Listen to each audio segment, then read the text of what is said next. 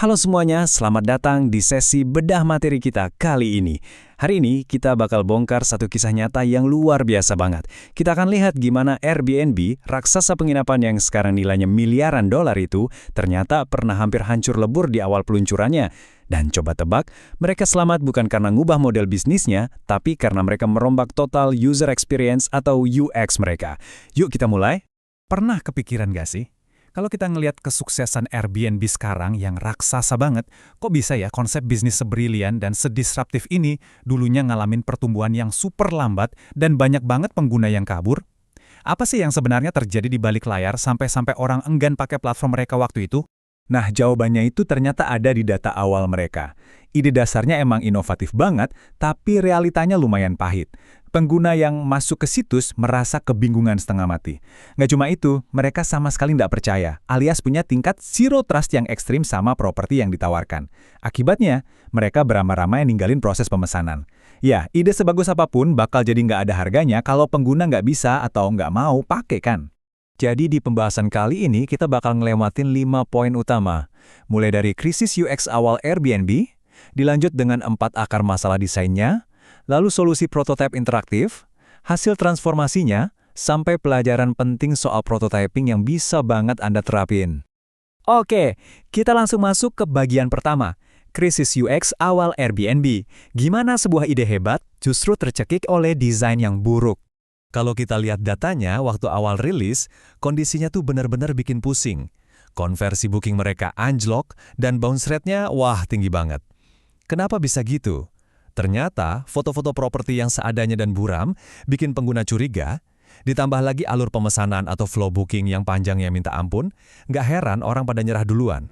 Lanjut ke bagian kedua, 4 akar masalah desain.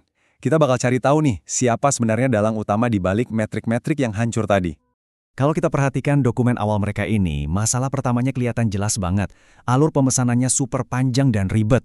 Ini langsung memicu yang namanya cognitive overload atau beban pikiran berlebih buat pengguna. Ujung-ujungnya, mereka kehilangan fokus dan completion rate mereka jatuh drastis. Pengguna benar-benar nyerah di tengah jalan.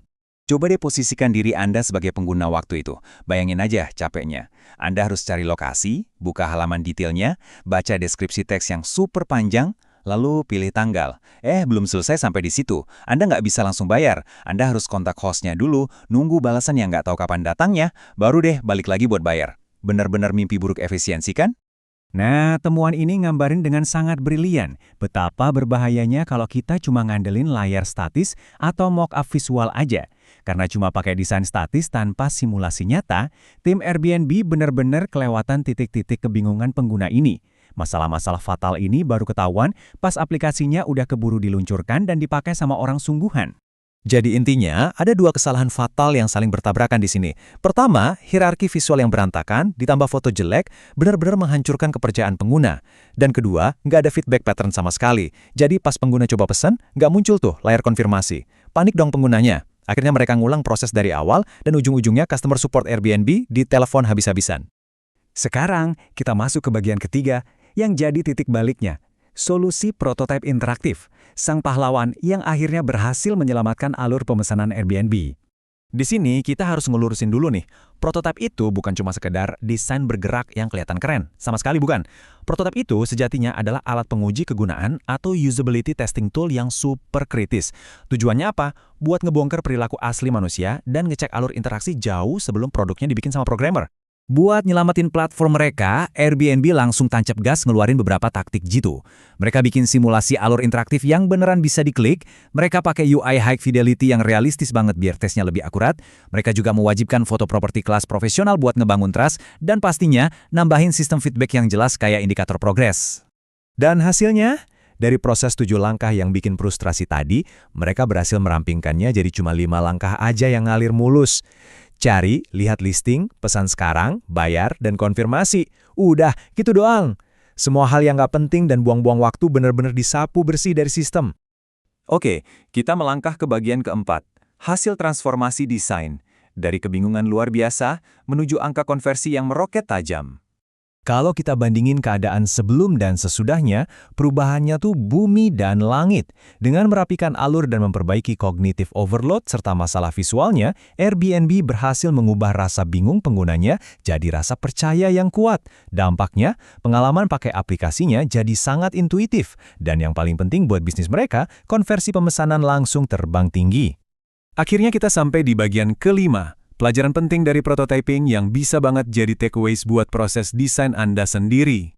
Pelajaran paling mahal dari kasus ini adalah prototipe interaktif itu benar-benar memangkas risiko desain. Anda nggak perlu lagi main tebak-tebakan. Ini ningkatin usability dan ngebantu Anda memvalidasi pengalaman pengguna yang sesungguhnya, bahkan jauh sebelum proses development atau coding dimulai. Bayangin berapa banyak waktu dan uang yang bisa dihemat. Seperti yang dirangkum dengan sangat sempurna di sini, prototipe interaktif membantu menemukan masalah UX sebelum produk benar-benar digunakan user. Ini tuh ibarat jaring pengaman, teman-teman. Biarin aja prototipenya gagal berkali-kali di ruang uji coba, asalkan produk akhirnya sukses besar pas dirilis ke publik. Nah, semua ini bawa kita ke satu pertanyaan krusial yang wajib banget kita tanyakan ke diri kita sendiri saat ngerjain project. Berdasarkan jatuh bangunnya Airbnb ini, apakah selama ini Anda benar-benar menguji desain Anda dengan pengguna nyata, atau jangan-jangan cuma sekedar menebak-nebak aja? Mulailah bikin prototipe dan mulailah menguji.